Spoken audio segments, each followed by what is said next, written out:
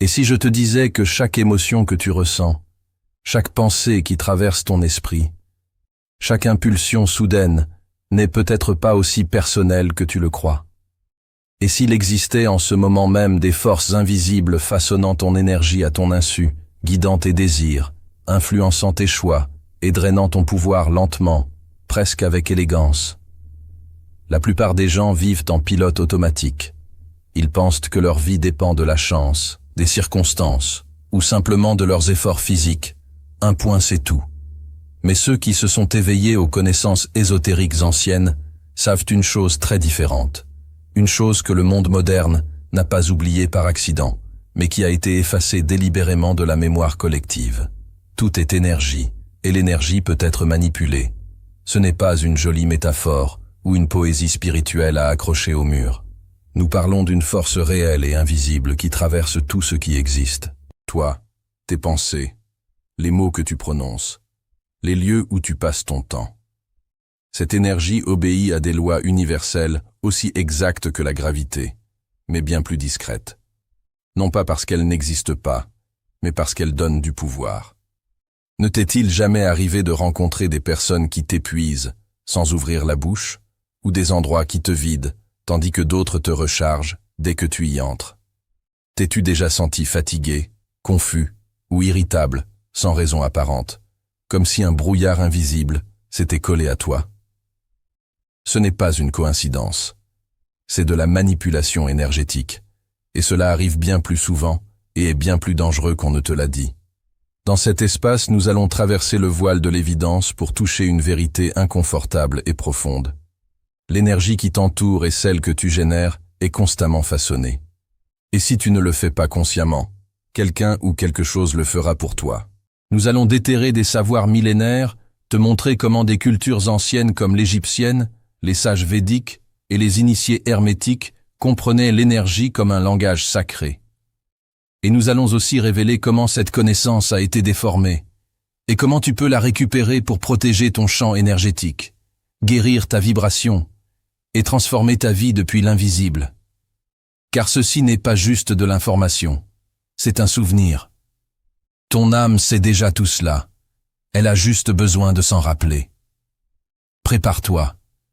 Ce que tu es sur le point de découvrir peut non seulement changer ta façon de voir le monde, mais transformer ta réalité tout entière. Depuis l'aube de l'humanité, ceux qui savaient travailler avec l'énergie n'étaient pas perçus comme des imposteurs. C'étaient des prêtres, des sages, des chamans, des rois. Dans les civilisations anciennes, où le monde visible n'était que la surface de quelque chose de bien plus profond, comprendre et maîtriser l'énergie était la plus haute forme de pouvoir. Dans l'Égypte antique, les temples n'étaient pas de simples lieux de culte, mais de véritables machines vibratoires conçues avec précision pour canaliser les énergies telluriques et cosmiques. Les prêtres d'Héliopolis, initiés au mystère de Rê, savaient que la voix humaine, utilisée avec la bonne intention et le bon ton, pouvait modifier les champs énergétiques du corps et de l'environnement. La parole n'était pas communication, elle était création. Dans l'Inde védique, les rishis ont laissé dans les Védas et les Upanishads une carte détaillée du système énergétique humain. Chakra, nadis, le prana. Ce n'était pas une théorie à débattre dans des cercles philosophiques, mais un guide pratique pour transmuter la souffrance, guérir le corps et libérer la conscience. En d'autres termes, il comprenait quelque chose de très clair. Celui qui contrôle le flux d'énergie contrôle son destin. Les anciens taoïstes ont poussé cela à l'extrême de la précision. Ils ont développé des pratiques comme l'alchimie interne, la circulation microcosmique et la respiration Qigong pour condenser l'énergie vitale et la diriger avec une exactitude chirurgicale. Ils savaient qu'une émotion mal canalisée pouvait rendre un organe malade et que bien dirigé, le corps cessait de se détériorer comme les autres. L'immortalité n'était pas un fantasme, mais une maîtrise énergétique. Mais voici la question inconfortable. Qu'est-il arrivé à tout ce savoir? Au fil des siècles, la gestion de l'énergie s'est refermée. Réservée à des élites initiées, cachée dans des symboles, chiffrée dans des langages hermétiques et finalement discréditée aux yeux du public. On lui a collé l'étiquette parfaite pour l'enterrer. Superstition, occultisme, New Age. Le message était simple et brutal. Le monde ne doit pas savoir qu'il peut créer ou détruire avec sa propre vibration. Pendant ce temps, la sagesse vibratoire a été remplacée par le matérialisme mécanique. La santé est devenue chimique. L'émotion, un trouble. La spiritualité, un dogme. Et l'énergie, quelque chose qui n'existe que dans la physique quantique ou dans des cercles marginaux que personne ne prend au sérieux. L'ironie, c'est que les grandes institutions n'ont jamais cessé d'utiliser ces principes. Elles les ont juste déguisés. Aujourd'hui, la manipulation énergétique se présente comme une programmation mentale de masse, des villes saturées de stimuli, des ondes électromagnétiques désalignées, et un langage émotionnel toxique qui te consume sans que tu t'en rendes compte. Le problème n'est pas que la manipulation énergétique n'existe pas, c'est que tu ne l'utilises pas de façon consciente, alors que d'autres le font. Récupérer cette connaissance n'est pas seulement un acte de sagesse, c'est un acte de rébellion spirituelle. Car celui qui comprend l'énergie récupère son pouvoir, et celui qui récupère son pouvoir cesse d'être manipulable. Ce qui suit n'est pas une jolie théorie, c'est une pratique directe. C'est l'anatomie cachée de ton influence sur le monde et comment commencer à la maîtriser. Tout ce qui existe vibre. Les anciens le savaient, et aujourd'hui même la physique moderne le confirme. Mais ce que peu osent dire à voix haute, c'est que cette vibration peut être altérée, dirigée et programmée. Et celui qui apprend à gérer son énergie et celle des autres peut changer les réalités. Comment ce processus fonctionne-t-il vraiment ? Imagine ton corps non seulement comme de la chair et des os, mais comme un champ électromagnétique en interaction constante avec d'autres champs. Tu es littéralement un aimant vibratoire. Tu émets des fréquences à travers tes pensées, tes émotions, tes paroles et tes actions. Et ces émissions ne font pas que sortir dans le monde, elles façonnent ton environnement et te reviennent amplifiées. Ce n'est pas du développement personnel maquillé en science, c'est littéral. Quand quelqu'un dit « tu as une mauvaise vibration », il n'est pas poétique. Il perçoit une distorsion énergétique réelle, même s'il ne peut l'expliquer. Tout comme une radio ne capte que la station qui correspond à sa fréquence, tu n'accèdes qu'aux réalités qui correspondent à la tienne. Ici intervient le premier principe clé. L'énergie suit l'attention. Là où tu places ton focus, tu places ton pouvoir. As-tu remarqué que lorsque tu penses de façon obsessionnelle à quelque chose, que ce soit positif ou négatif, tu commences à attirer davantage de cela? Ce n'est pas une coïncidence, c'est un dessein. Un focus soutenu sur une idée crée une concentration énergétique qui magnétise des schémas similaires. Ce principe est utilisé par ceux qui savent travailler avec l'énergie, pour le meilleur ou pour le pire, des publicistes qui te font désirer ce dont tu n'as pas besoin, aux personnes qui émettent des jugements, de l'envie ou un besoin de contrôle.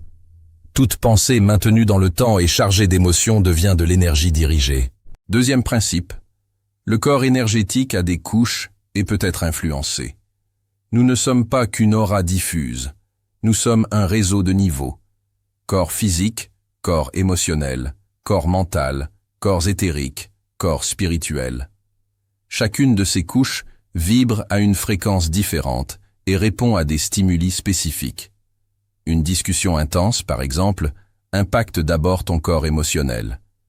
Mais si ce conflit se répète, si la vibration se maintient, il finit par filtrer dans le corps physique et apparaît comme une maladie. Et l'inverse fonctionne aussi. Une pratique quotidienne de gratitude peut nettoyer le corps émotionnel, ordonner l'esprit et, effet collatéral non négligeable, renforcer le système immunitaire.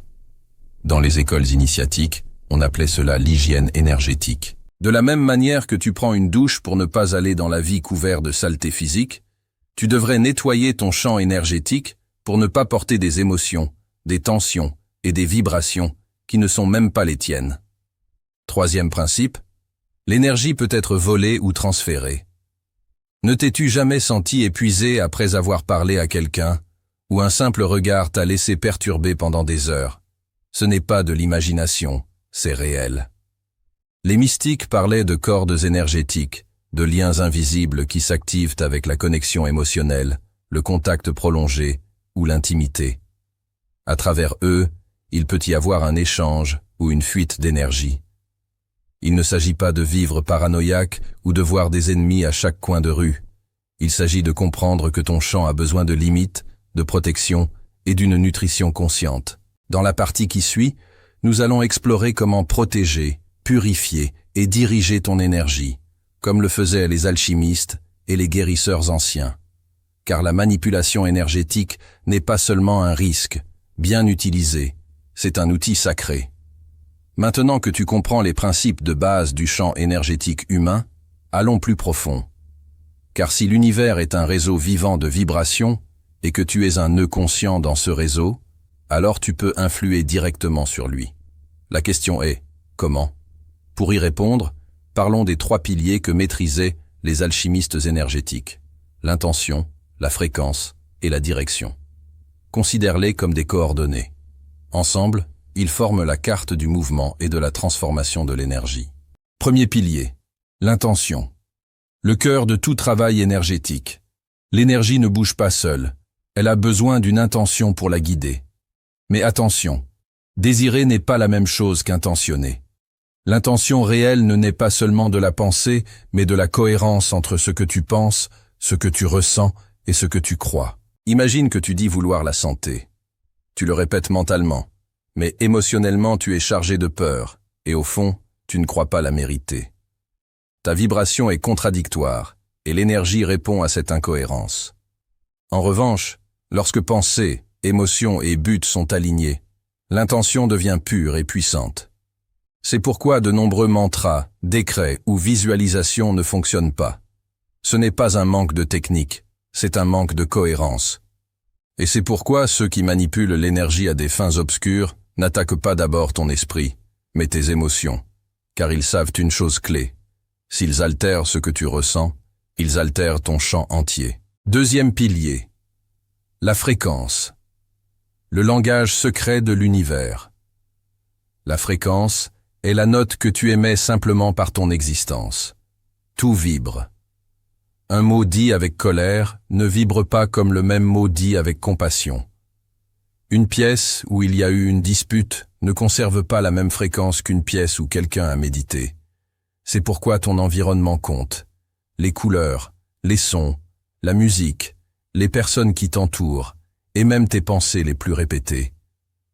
Tout élève ou densifie ta fréquence. Manipuler l'énergie à travers la fréquence est l'une des techniques les plus anciennes et les plus efficaces qui existent. Les Égyptiens utilisaient des chants, les Tibétains des bols, les Africains des tambours, les kabbalistes des lettres hébraïques. Pourquoi? Parce que le son impacte directement le champ électromagnétique humain. Aujourd'hui, nous avons oublié cela et nous permettons à la fréquence des médias, au bruit numérique et aux messages négatifs de reprogrammer notre champ sans notre permission. Troisième pilier, la direction. Vers où projettes-tu ton pouvoir? Imagine ton énergie comme un rayon laser. Quand elle est dispersée, ce n'est qu'une faible lampe de poche. Mais quand tu la concentres avec une intention claire et une fréquence alignée, tu peux déplacer des réalités. Ce n'est pas de la magie, c'est de la science ésotérique. Les anciens savaient projeter l'énergie vers un organe malade, vers un objectif concret, ou vers quelqu'un qui avait besoin de soutien. Mais ils savaient aussi autre chose. Toute énergie projetée revient, et elle le fait amplifier. C'est ici qu'intervient l'art de la protection. Si tu ne projettes pas ton énergie de façon consciente, d'autres le feront pour toi. C'est pourquoi il est vital d'apprendre à fermer ton champ en fin de journée, à nettoyer ton énergie après des rencontres intenses et à utiliser des techniques de bouclier vibratoire comme la sphère dorée, le manteau violet ou l'œuf lumineux. Tu peux aussi couper les liens énergétiques denses avec des affirmations claires, une respiration dirigée ou des bains rituels avec du sel, du romarin et un feu symbolique. Maîtriser ces 3 piliers, c'est comme retrouver le manuel perdu de l'âme. Avec de la pratique, tu commences à remarquer des changements subtils, mais percutants. Les personnes qui te drainaient ne parviennent plus à te toucher. Les projets qui butaient toujours sur des obstacles commencent à couler. Ton corps réagit différemment au stress. Ta perception s'affine, ton champ s'expande. Car lorsque tu gères ton énergie en conscience, l'univers répond par des synchronicités. Comprendre que la manipulation énergétique est réelle ne devrait pas te mener à la paranoïa, mais à la lucidité. Il ne s'agit pas de craindre le monde invisible, mais d'accepter que tu y vis déjà, et qu'avec les bons outils, tu peux transformer ta vie en un espace fertile de création, de guérison et d'expansion. Ici, nous ne parlons pas de rituels complexes ou de formules secrètes réservées à des initiés en tunique. Nous parlons d'actions simples, répétées avec intention, qui avec le temps reconfigurent complètement ton champ vibratoire. Voici quelques principes pratiques que tu peux appliquer dès aujourd'hui pour renforcer ton énergie et cesser d'être manipulé à ton insu. Premièrement, nettoie ton champ énergétique en fin de journée. Tout comme tu te douches ou changes de vêtements, tu as besoin de libérer la charge énergétique accumulée. Chaque conversation, chaque lieu, chaque interaction laisse une empreinte subtile. Tu peux le faire avec un bain de sel marin, en faisant circuler de l'encens autour de ton corps, ou en visualisant une cascade de lumière qui coule sur toi et emporte tout ce qui ne t'appartient pas. Fais-le chaque soir, même si tu ne ressens rien. Ce n'est pas du drame spirituel, c'est de la prévention. Deuxièmement, respire avec intention 3 fois par jour. Arrête-toi quelques secondes et respire profondément de façon consciente. À l'inspiration, imagine que tu absorbes une lumière pure. À l'expiration, libère les tensions, les peurs et les pensées qui ne te reviennent pas. Cette habitude te recentre et te redonne le contrôle énergétique, surtout lorsque tu te sens saturé, accéléré ou mentalement confus. Troisièmement, prends soin de ton langage. Chaque mot a une charge énergétique. Évite les expressions de manque, les plaintes constantes ou le statut de victime automatique. Remplace « je ne peux pas » par « j'apprends à ». Change « tout me rate » par « je m'aligne sur une solution ». Ta vibration se construit à travers ta façon de parler, car le verbe n'est pas seulement un son, c'est un véhicule de pouvoir. Si tu continues de regarder ce contenu à ce stade, c'est que tu ne consommes pas au hasard. Tu recherches quelque chose de plus profond. Quatrièmement, pratique la visualisation énergétique avant de sortir de chez toi. Visualise une sphère de lumière dorée enveloppant tout ton corps. Rends-la ferme, lumineuse, compacte. Imagine que rien de dense ne peut y entrer et que tout ce qui sort de toi est pur et ordonné. Ce geste crée un bouclier réel, car ton esprit ne distingue pas entre ce qui est imaginé et ce qui est vécu. Et ton champ énergétique répond aux images maintenues. Cinquièmement, choisis tes environnements avec sagesse. Tous les lieux ne sont pas neutres. Certains sont chargés de stress, de densité ou d'intentions négatives. Apprends à lire l'ambiance. Fais confiance à ta sensation corporelle. Si un endroit te met mal à l'aise, respire profondément, renforce ton bouclier et si tu peux, éloigne-toi. Ton énergie n'a pas de prix. Ne la donne pas là où elle n'est pas respectée. L'important n'est pas de tout faire parfaitement. L'important est de se rappeler que tu peux agir. Chaque acte conscient, aussi petit soit-il, est une déclaration directe à l'univers. Je suis souverain de mon énergie. Je choisis de vibrer depuis mon centre. Et cette décision, répétée encore et encore, est ce qui te rend véritablement libre. Depuis le début de l'histoire, l'être humain a tenté de contrôler ce qu'il ne comprend pas. Et quand il a découvert que tout dans l'univers vibre, résonne et répond, il a compris une chose clé. La véritable bataille n'a jamais été pour des terres ou des richesses, mais pour l'énergie. Aujourd'hui, après des siècles d'oubli induit, cette vérité refait surface. Et si tu regardes ceci, ce n'est pas un hasard. Tu n'es pas arrivé ici par accident. Tu es en train de syntoniser une réalité plus profonde, plus subtile et bien plus puissante. Tu es énergie. Tu utilises l'énergie. Tu vis immergé dans un océan d'énergie. Ce n'est pas quelque chose d'externe. C'est ton langage originel. La manipulation énergétique n'est pas obscure par nature, même si on te l'a vendue ainsi. C'est une capacité inhérente à tout être conscient. Ce qui définit sa valeur n'est pas la technique, mais l'intention. Quand tu commences à observer tes pensées, à diriger ta respiration, à soigner tes maux et à nettoyer ton champ vibratoire. Tu deviens l'alchimiste de ta propre réalité. Tu ne marches plus dans le monde comme un corps essayant de survivre. Tu marches comme un champ vibrant, comme un émetteur, comme un transformateur vivant. Et voici la vérité la plus inconfortable de toutes. Si tu ne gères pas ton énergie, quelqu'un d'autre le fera. Le vide énergétique n'existe pas. Là où il y a négligence, l'influence entre. Là où il y a inconscience, la programmation apparaît.